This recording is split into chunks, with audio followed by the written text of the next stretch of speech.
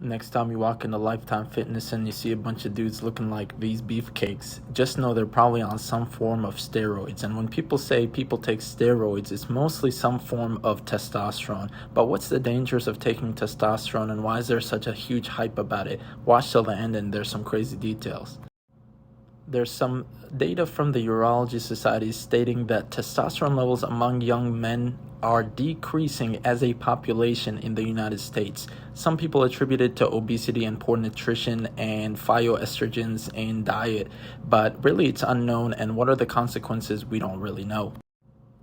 However, we do know that men with low testosterone actually die sooner than men with a healthy testosterone level. That's because testosterone is a very important sex hormone that regulates a lot of pieces of your body, including muscles, bone, immune system, and overall health and longevity.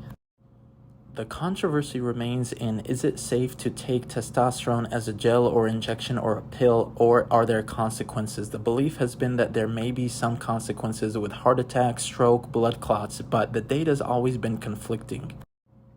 The latest landmark clinical trials show that there's no difference between testosterone and placebo in causing adverse cardiac events or prostate cancer. The problem with this clinical trial, in my opinion, is that it was published by the people who sell testosterone. Med Hustle, Dr. G.